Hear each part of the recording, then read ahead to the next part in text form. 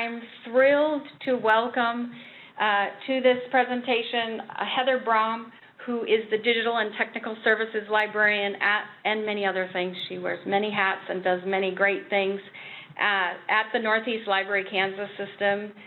She's also a blogger and was awarded the 2010 Kansas Library Association's New Professional of the Year, which is mind-boggling to me because already Heather has made a huge impact on our profession, and we're thrilled to have her here presenting today. So welcome, Heather, and I'm going to go ahead and pass the ball over to you. Okay, thanks, Jennifer. Before I get started, I want to apologize in advance. I'm still getting over a long cold and may go into a coughing fit through this. Hopefully that won't happen, but if it does and you suddenly lose me, don't panic. I've just hit the mute button to get through that, and then I will be right back. But hopefully we will get through this without that happening. Good morning from, I guess now it's good afternoon, since it's afternoon, from Lawrence, Kansas. And I am very happy to be here after a long conversation with Jennifer over the last several months trying to get something put together to speak to you all. A quick disclaimer before I begin, I am not an expert on this topic. This is more just kind of a survey looking at innovation kind of over the top on the surface level, so I don't have a magic solution for you guys to innovate, but I hope by looking at a lot of different examples, a few methods that the real experts have put out there, that I can give you some methods for getting some innovation done in your library. Innovation is a very big buzzword right now in really culture in general, not just the library community. You see it everywhere. It seems like a day doesn't go by that I don't see innovation mentioned, 10, 20 times in a day. And so in some ways, it's not just a buzzword, it's becoming almost a cliche and overused, but I think it's an important thing to think about as our profession is transforming so much. As we begin, what is innovation? What does the dictionary say? It says that it's something new or different, or it's an introduction of new things or methods. That's really helpful. Not really. I did not find that definition to be helpful as I look to this topic. So I went to the people who I always ask for help when I'm looking for ideas, my colleagues. And what did they say? Different people said that innovation is adding value, that it's the frosting. In fact, the colleague that said that said it was like vodka frosted cupcakes, where it's not just a cupcake anymore, it's something very new. Not the original intent of the idea or object. Innovation is amazing. It's astonishing. You're free to explore, use, develop, question. I liked this one. Innovation is a twisted idea, a new approach that you feel like you should have come up with that changes the way that culture thinks or works. I think we can all think of ideas or creations or inventions that meet that definition. It ignores standards or status quo. It breaks everything that we've seen in the past. It focuses on a form or function in a new way that is disruptive in a very good way. And it's a twist on a simple concept. Does anybody else have a definition of innovation that didn't meet what I just shared? Anybody else? Share them in chat.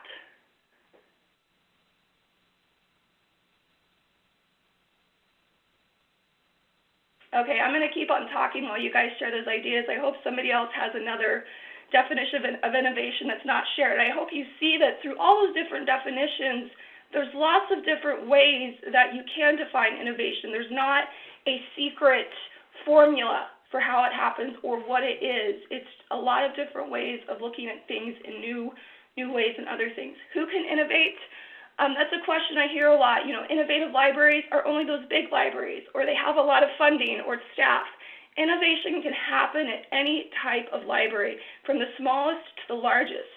In fact, I hope I don't insert my foot in my mouth here, but I think in some ways, working with smaller libraries here in Kansas, I see a lot of innovation happening in the smaller libraries much more easily than a large library, because they're usually one or two people and they just throw things up on the wall to see if they work. Yeah, they may fail, but they can try and try and try, whereas at larger institutions, you may have to go through committees or lots of planning or a long process before you can try an idea. So really anyone can innovate. There's a lot of innovative organizations out there. I'd like to quickly look at some of those examples. I'm going to go through these slides very quickly, but as you can, see, and as Jennifer's announced, the slides are available for download for you to look at later. I think you'll see why I've selected some of these organizations as innovative. Of course, Apple. 15 years ago, Apple was on its way out. It was dying, and they basically redid the organization. They started with the fluorescent iMacs. I don't know how many of you remember those, but that was kind of the beginning of Apple transforming society, because not only did they introduce a brand new computer that a lot of people started to use, but that fluorescent iMac plastic that got used then came into society in a lot of different ways, and for years we had fluorescent desk accessories, trash cans, beds, lots of different things, and Apple has just continued to innovate as the years have gone by. Amazon, of course, libraries, kind of may have a love-hate relationship with Amazon, but I think it's pretty safe to say that Amazon has innovated greatly over the last 20 years of the internet.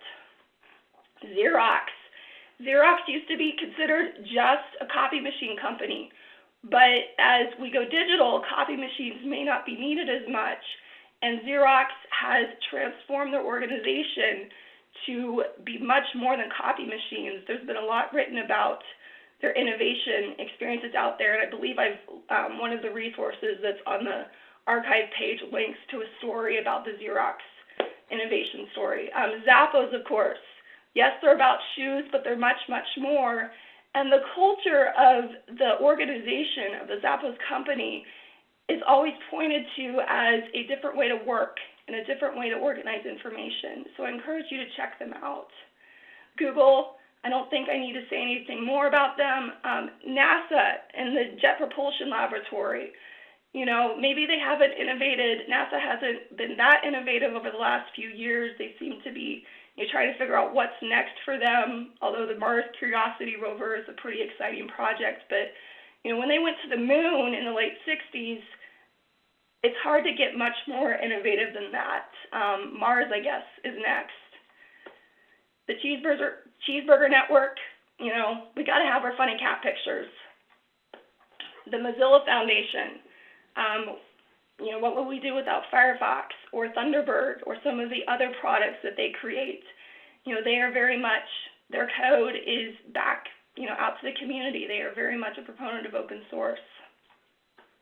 OpenCourseWare, the idea that your major universities that are so selective to get into would share their course lectures, record their internationally renowned professors and record their course content and share that with the world for free. That's innovative and transformative, and I think we're going to see as the years go by, this idea is going to transform the world. In some library examples, Anythink in Colorado is always pointed to as an innovative organization where they've rebranded their library with this Anythink concept. They call their librarians, some of their staff members, concierges. I encourage you to take a look at that organization. The McAllen Public Library, this is in Texas, and I'm actually going to come back to this later for why I'm pointing to this as an innovative organization. The Ann Arbor District Library in Ann Arbor, Michigan is doing a lot of transformative work with online gaming for libraries. Their summer reading program last year was an online game, and they're doing a lot of other great work and innovating in their community.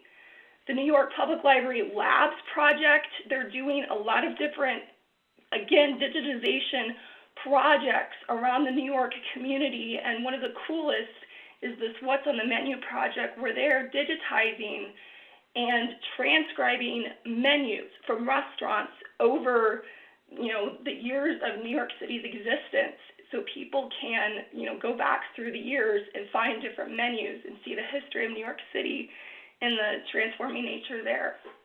The North Carolina State University Libraries, if there are any university libraries out there, they are always looked at as an innovative organization. They have been for the last several years, and I actually will come back to them again in this presentation.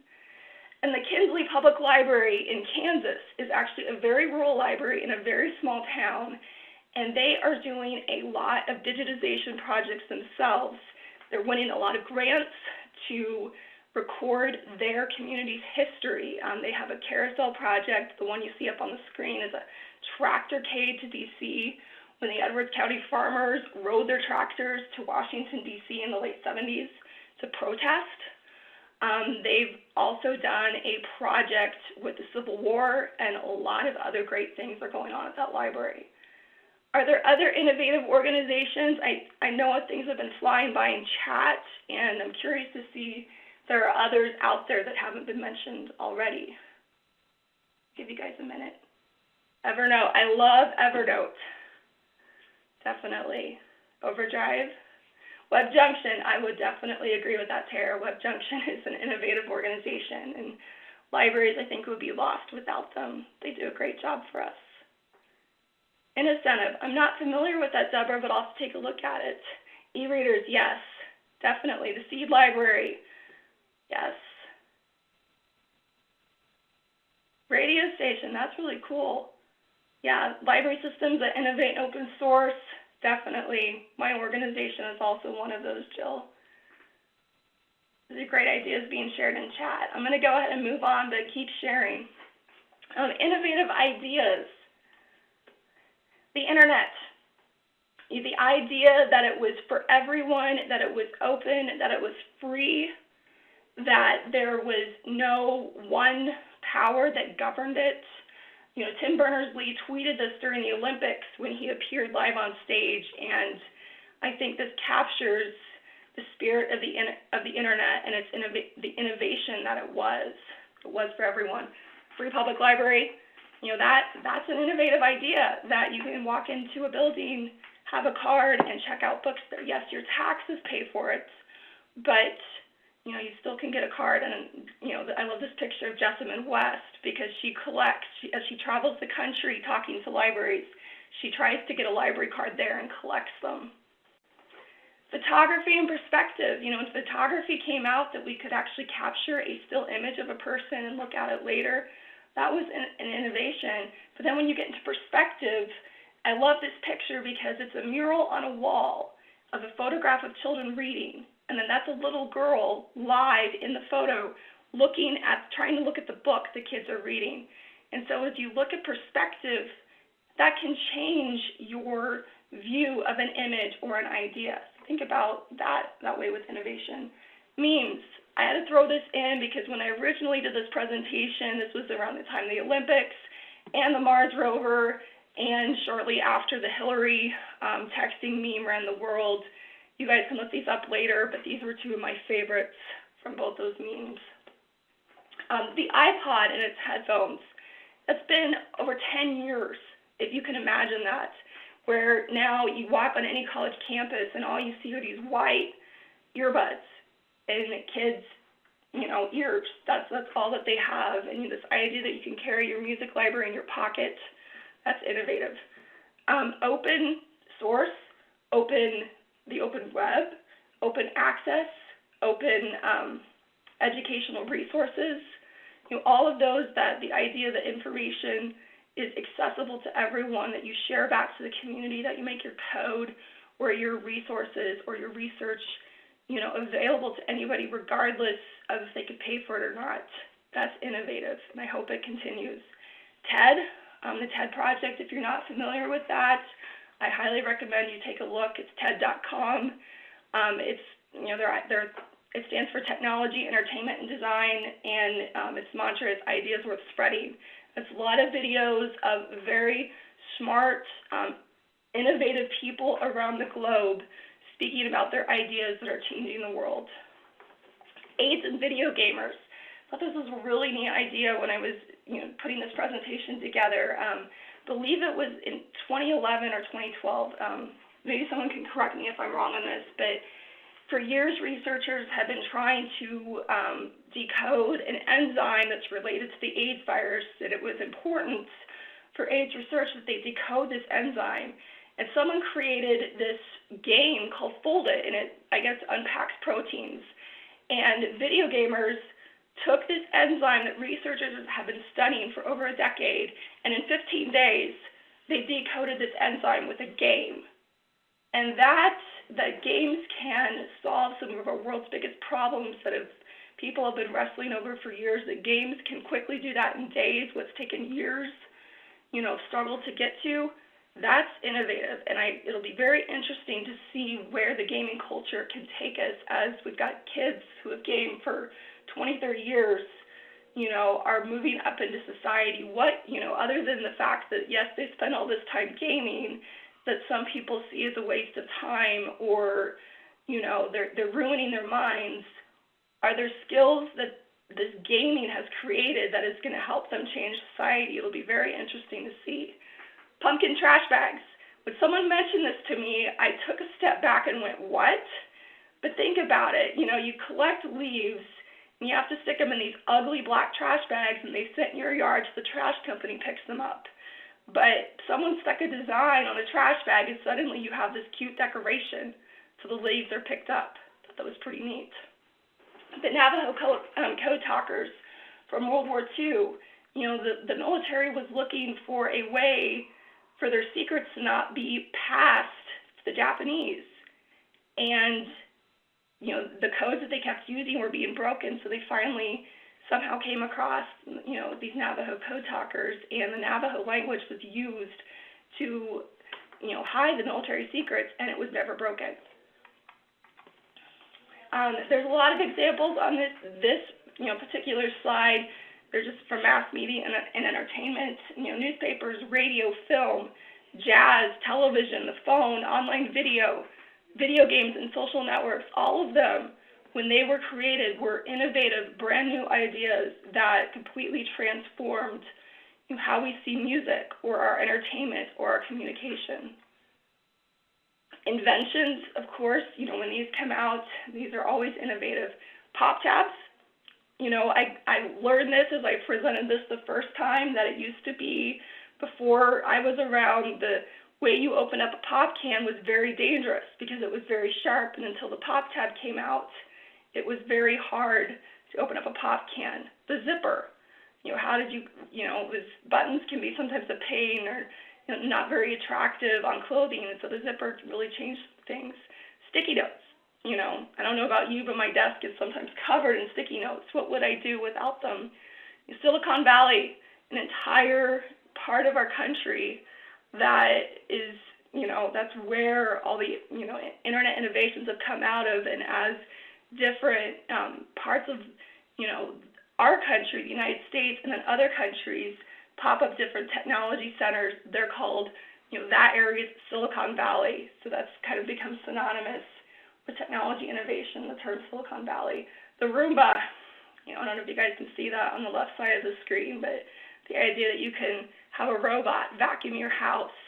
The airplane, 110 years ago, the idea that you could fly through the air, that didn't exist. And now, what will we do without the plane? I mentioned this earlier, but of course, the colored plastic invention, and then the printing press. I am in Lawrence, Kansas. I have to mention the game of basketball and James Naismith. I'm also a diehard KU fan, so this has to go in here. But the game of basketball was invented simply as a way to keep football players in shape in the winter. And look at where it has us today. It started with a peach tree basket, which is what you see on the screen above the basket, and now we know how the game is played today. And Lawrence, Kansas would not be what it is without the game of basketball. The idea of unconferences, where you show up at an event and nothing is planned. The people who attend completely plan the event, put it together and decide and have the sessions, and then everybody goes and has conversations around these different topics. And it's a way to be able to quickly respond to new ideas, new inventions that may not have existed until yesterday. And with regular conferences, sometimes you have to have your proposals in a year or two in advance, and so it's hard to react to quickly changing society. I want to make a quick plug for the Make Shop at the Children's Museum in Pittsburgh, Pennsylvania. I was able to see this last summer, and actually while I was there, I'd gone to see the Make Shop, purposely to see the Make Shop, which is, similar to the maker spaces coming into libraries.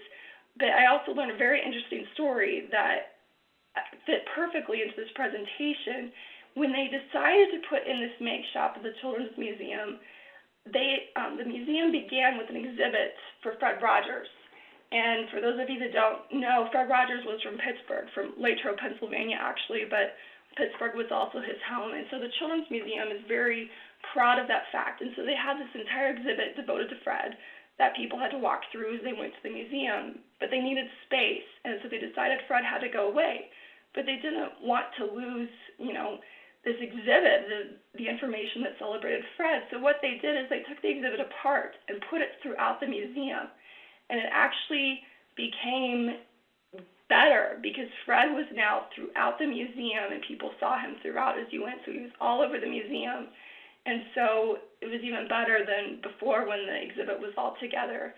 But the Make Shop is a space right at the beginning of the museum where kids and their parents and their grandparents can come in and make things. The project that was there when I visited, they were putting together a city, and someone had made a library as part of the city because they realized, hey, this city doesn't have a library and it needs a library. And the questions that they asked and the signage, I thought they were all very interesting. Apple mobile devices.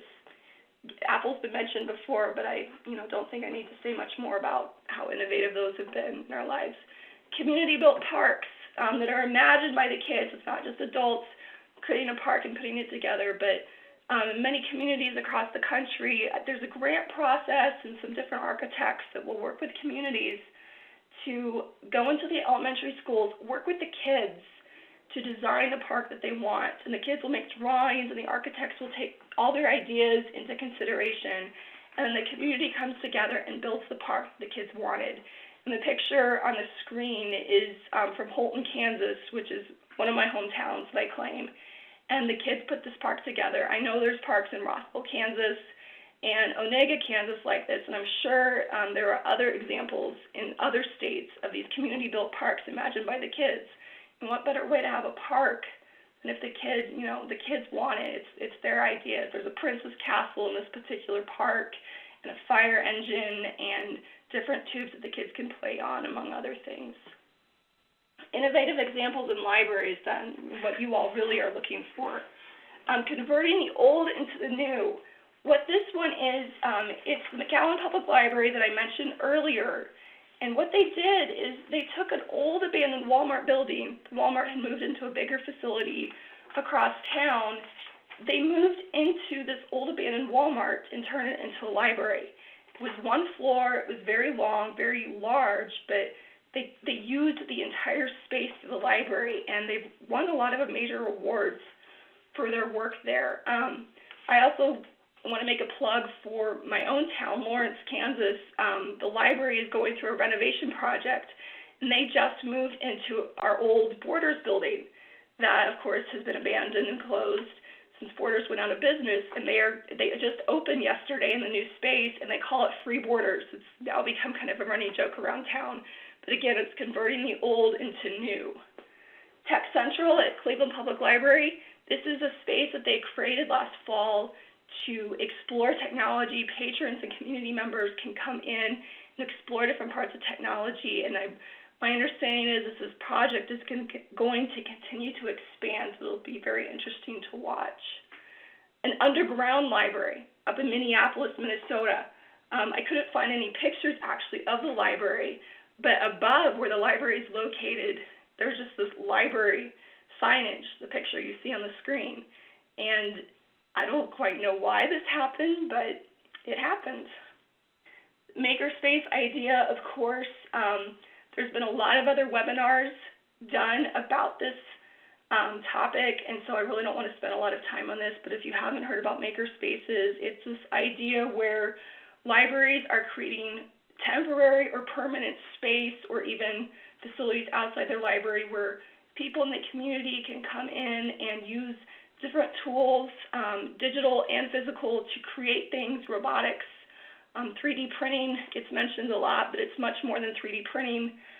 People are allowed to be able to create. They can work with experts in their areas.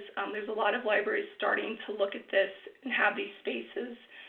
I'd be happy to share more resources later if you have questions about what a makerspace is, and I can point you to them.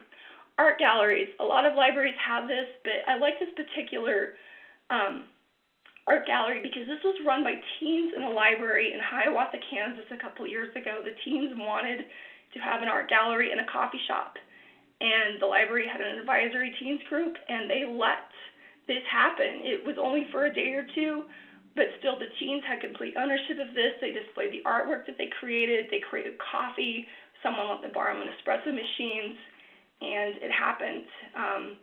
And I hope it happens again in other libraries. I thought this was a really neat idea. Hiawatha is not a very large town. It's 3,000 to 4,000 people. So again, like I said earlier, this can happen even in small towns. The bookstore model, or just going digital like we've heard mentioned in the last few days, a library in Texas, I believe, is opening without any books. Everything is going to be digital. It'll be interesting to see these different models, if they work, or if it works for that community or doesn't work. Food and drink in the library. This still, in some places, it's a very small idea, very small innovative idea. A lot of places don't allow food and drink, but when you do, people make themselves at home and suddenly you're much more comfortable in your space. So it's something to think about. A library parking garage. This is from Kansas City, Missouri, the downtown branch. And this is the facade of their parking garage. I see this shared on Pinterest a lot, this same picture over and over again. People just can't get past this is their parking garage. It's a lot of the great pieces of literature. Branding, your brand, what people think of when they think of your library. Some of those ideas can be innovative. I love, again, Cleveland Public Library. I love their brand of the People's University. I wish my library could have that because that really is what our libraries are. They are the People's University. The Jonesboro Library in Arkansas has had some very controversial, in some ways, billboards.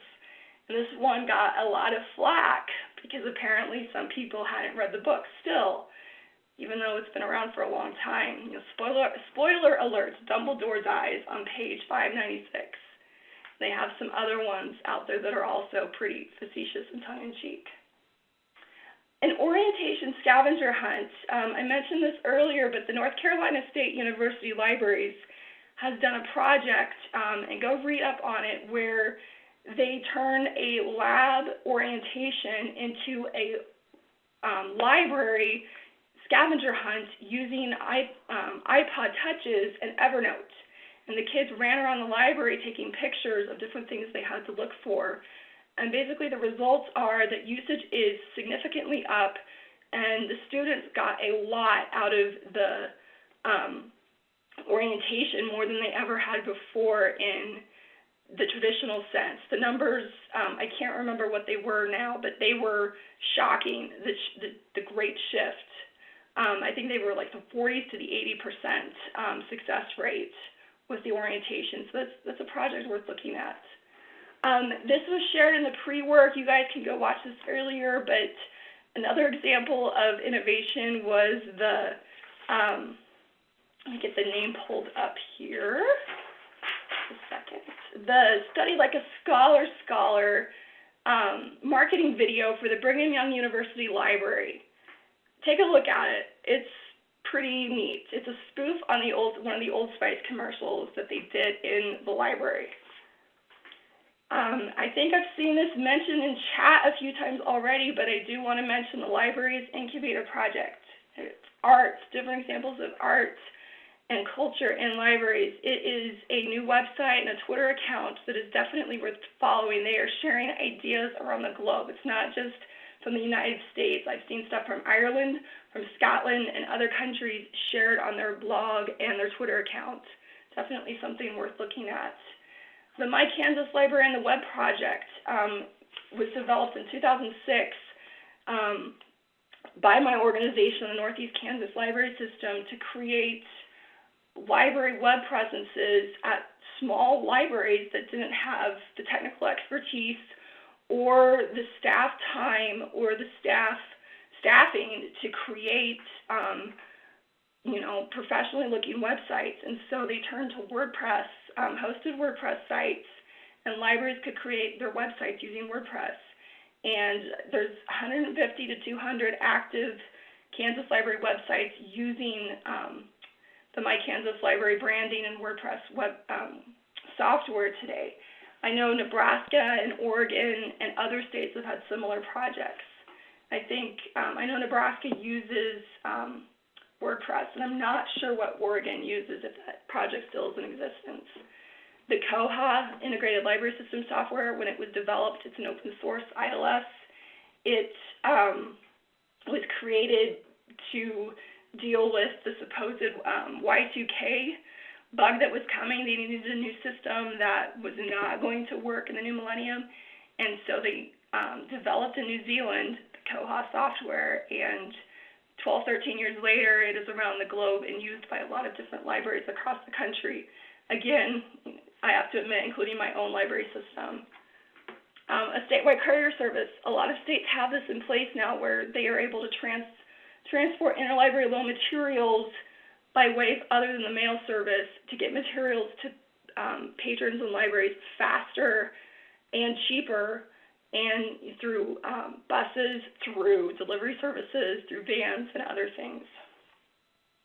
Exhibits, traveling exhibits.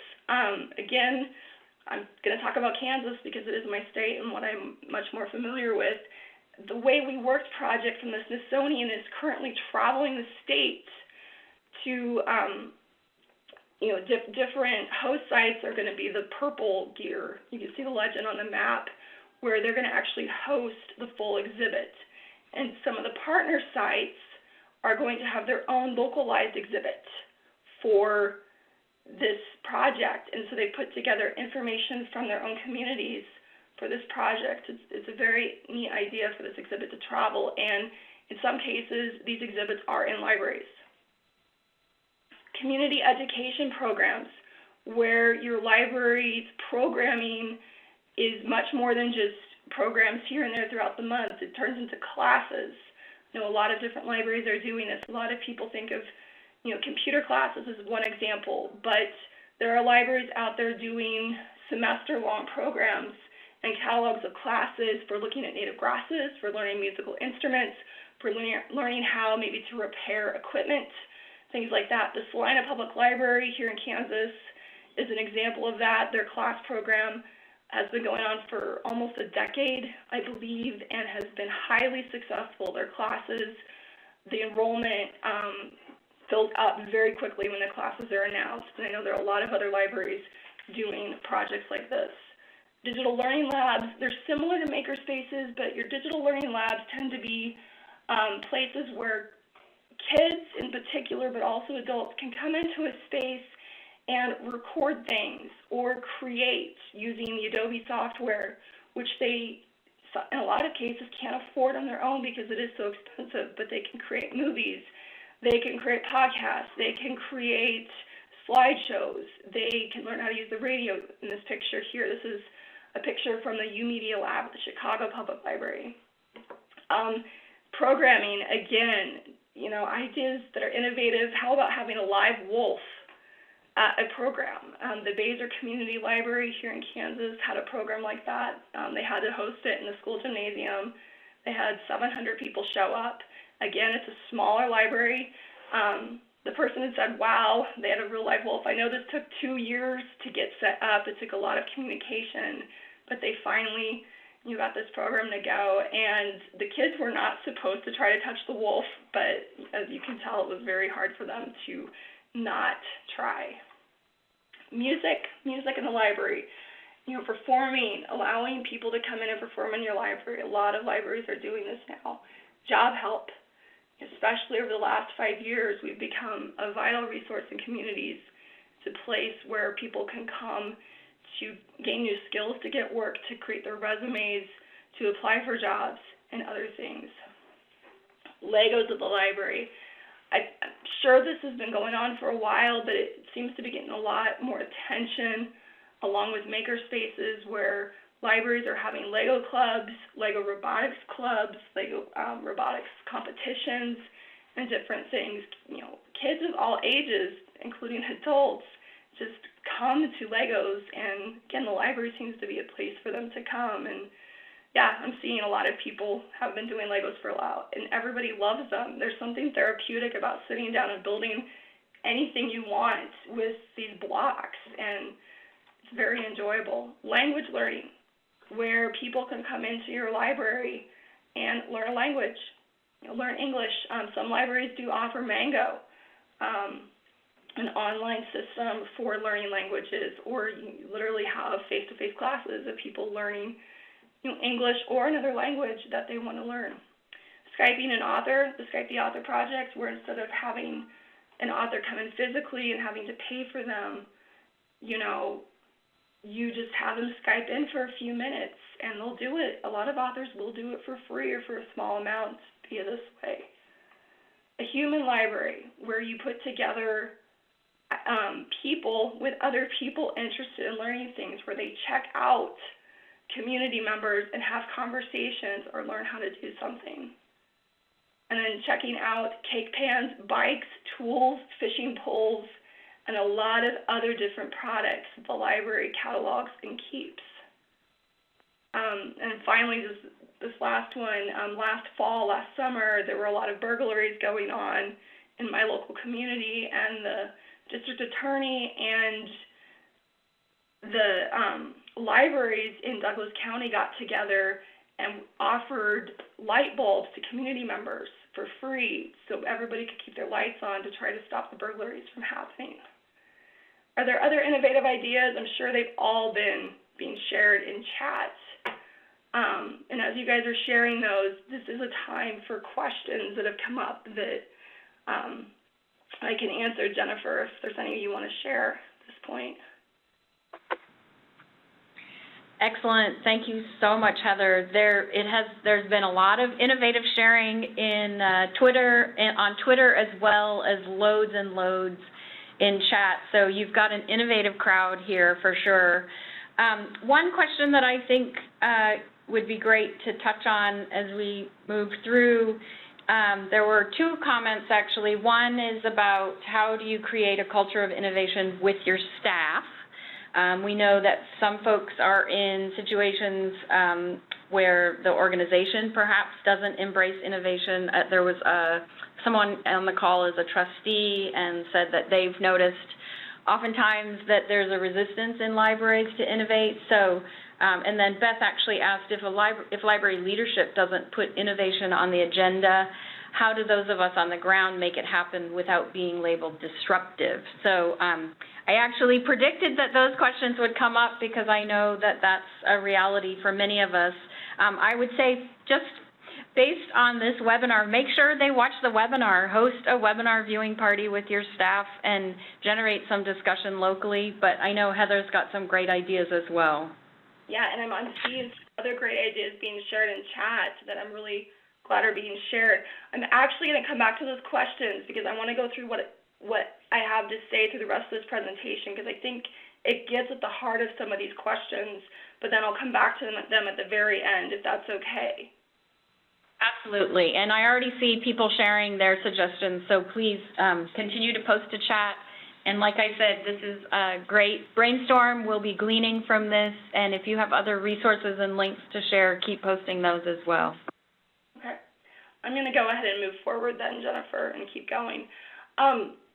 There are a lot of shared qualities of innovation that are out there, and I've seen in chat being mentioned, how do you create a culture of innovation among your staff, and some of it begins with the hiring process, but if you're already there, people are already there, how do you go ahead and get people like that? And in this environment, I can't share this video that I do when I do this presentation live, but I'll go ahead and quickly describe it. But I strongly encourage you to watch this video that was shared in the pre-work and shared here. I'm sure Jennifer will put the link here in chat in a second. But this young man, Jack Andronka from Maryland, he won the Intel Science Competition back in May, and he first hit my radar because I saw the video of when he won the award. He's 15 years old, high schooler. This is, a lot of very smart science people who don't tend to, not all the time, show a lot of emotion.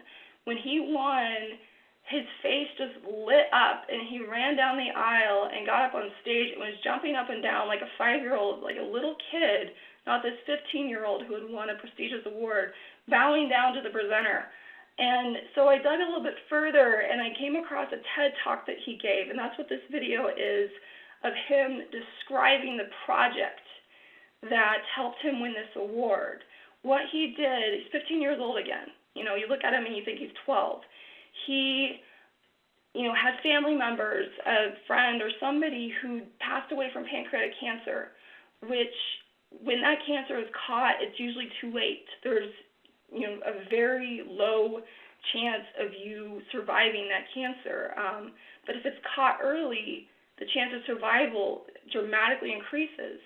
And so he, through this whole long process, developed a test that is 100 times cheaper, 1,000 times more sensitive. I can't remember the statistics.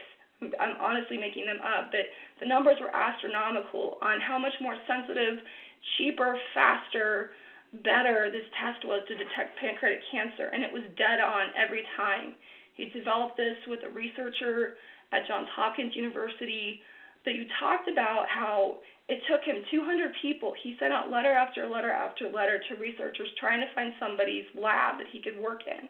And this researcher finally took a chance on this 15-year-old, and he's developed this test.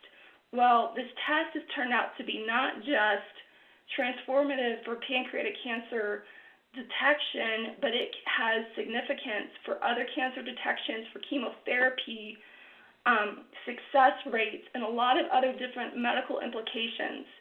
And apparently he's done a lot of other innovative, transformative work, and he's 15 or 16 now. What is he going to do through the rest of his life? And the video that I hope you guys do take the time to watch, it's about 7 minutes long, it captured several different elements of innovation that need to be there. That I think those of you that are in resistant organizations that are trying to do things, if you do these things, maybe you can't transform your organization, but if you do these things in your day-to-day work, you can at least make a little bit of inroad. You can at least make a step further. And that's all you can do sometimes in those harder situations. But, at least give it a try. And there are things that we all do. Enthusiasm. He made it personal. Jack made this, project personal, and I think we all do that with a lot of our work. We make our library work very personal. He was curious. How many of you are curious about what you're trying to do? Tenacious. He did not give up. He kept getting rejection letter after rejection letter, and he did not give up. So those of you in hard situations, don't give up. Keep trying. Maybe you can't rock the boat. You can't be disruptive, but keep trying small things, and eventually stuff will erode away, or you move on. And that's reality. Some of it's just sheer luck. It just worked. You throw something up on the wall, and it worked. And a lot of the other times, it doesn't. Support. He did have support. It is harder, admittedly, if you don't have support to innovate, but, find the support elsewhere. He was resolute. Again, he did not have to, yes, I just saw in chat someone said, have to be ready to hear no a lot, but it's very true in part of this. Caring. Again, Jack cared about this project, as many of us do. Problem solver. He saw a problem and went after it. Partnerships, those are very important. I think you can see in a lot of the different innovative ideas that libraries and other organizations have done, they're not just working within their organization.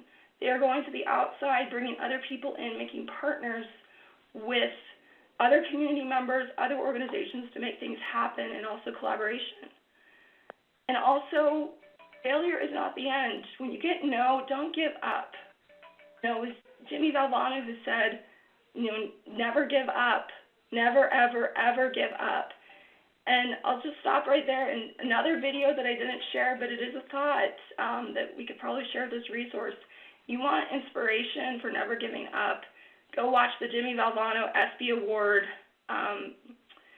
speech from 20 years ago, right before he passed away from cancer. He talks about never give up, never, ever, ever give up.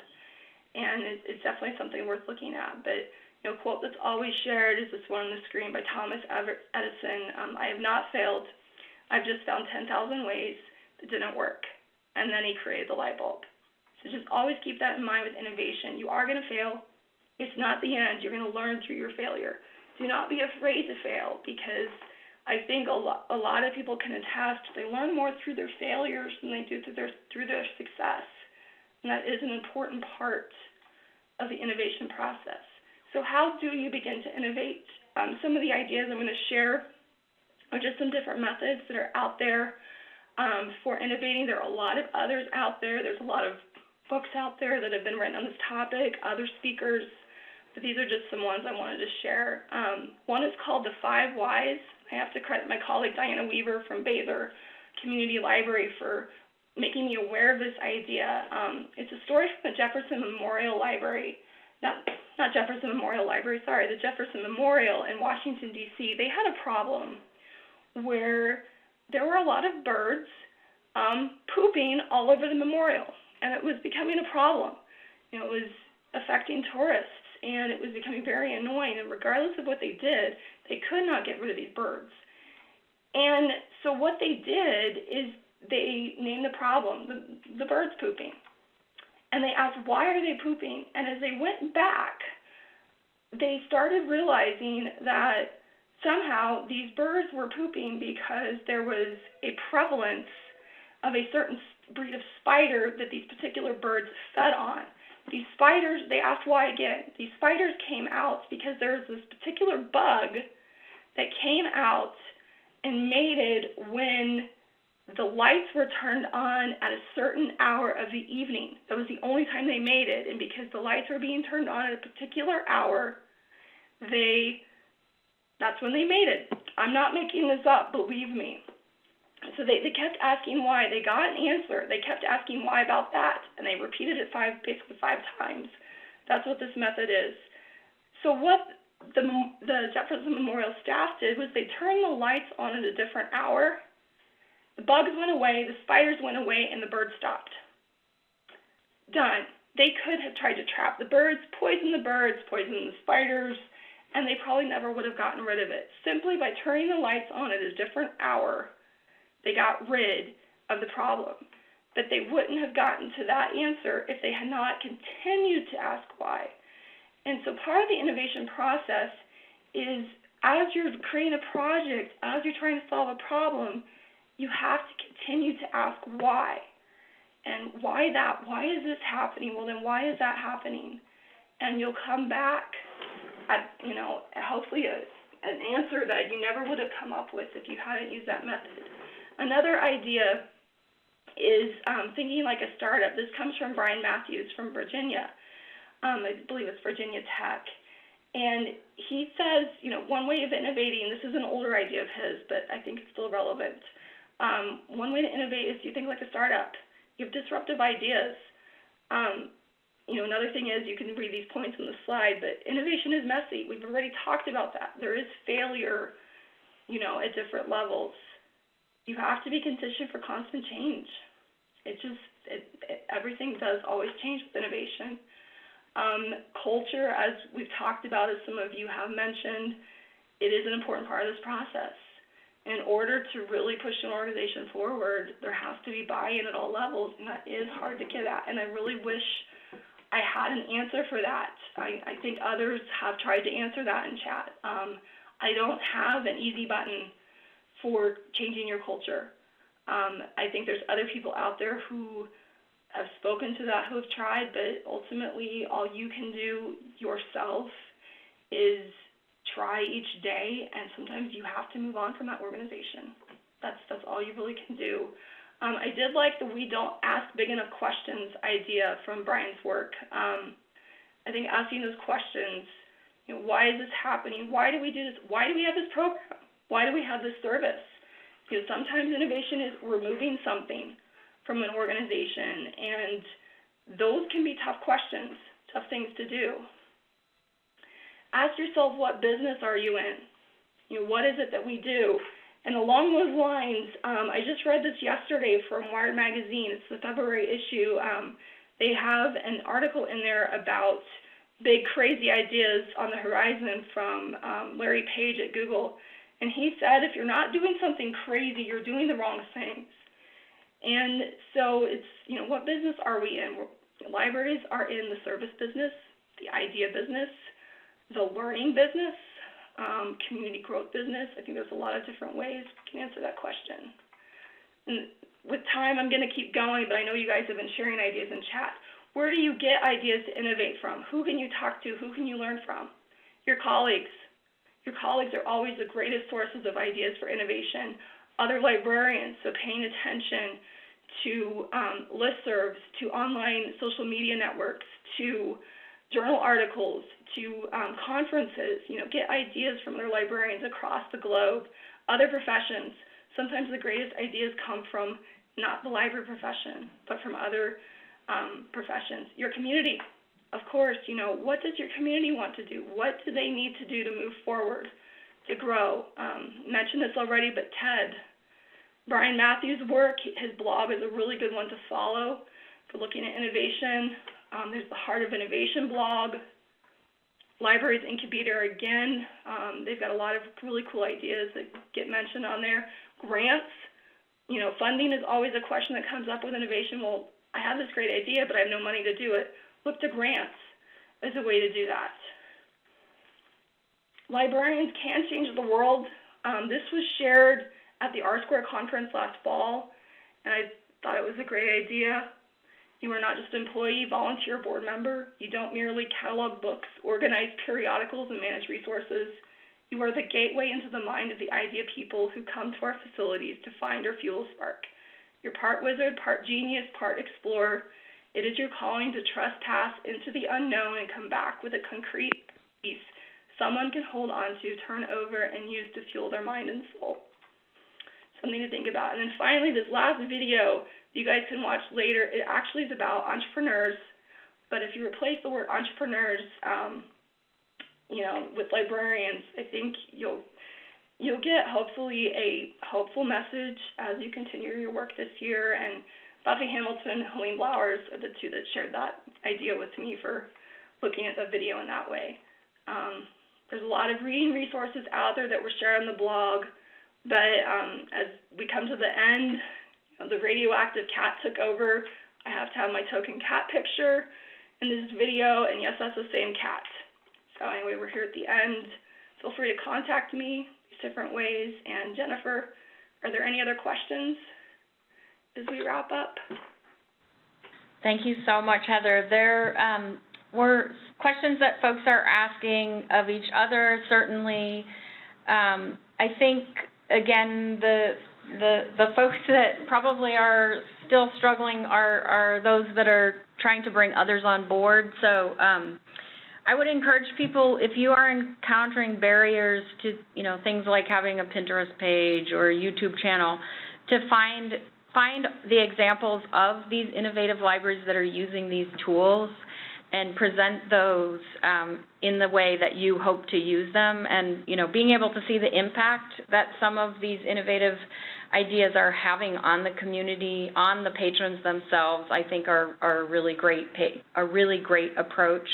But, you know, I was struck at your examples at the beginning. You know, I remember when I was in grad school and, you know, 2 years of grad school, how quickly the world had changed in 2005 in a 2-year period. And, you know, these innovations have come about so quickly, and our role in the library, I believe, is to be, you know, a barometer of that innovation in our communities as it changes, and we need to be a part of that conversation. So in terms of being disruptive, you know, maybe disruptive isn't the first word you use in starting that conversation, but that struck me definitely as you went through those first examples. So I just wanted to note that we will certainly glean from chat, and chat will be available as a part of the archive.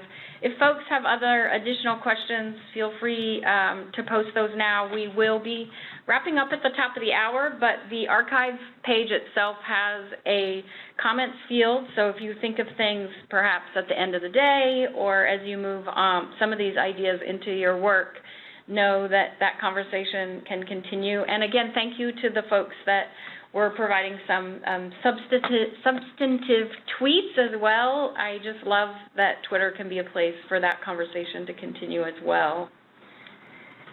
Heather, any last-minute comments or thoughts? I know that you have actually done an amazing job of multitasking with Twitter as well, and so you perhaps have seen some other things come through. No, actually, I'm not going to look at Twitter till now after I get off this webinar. But no, thank you for having me, and please feel free to contact me if you have more questions. I may not be able to answer them, but I can definitely point you to resources that hopefully will help, and keep on doing the work that you all are doing. Excellent. And thank you so much, and I hope you continue to feel better. I know that this probably wore you out, so hopefully you can have a little rest after this.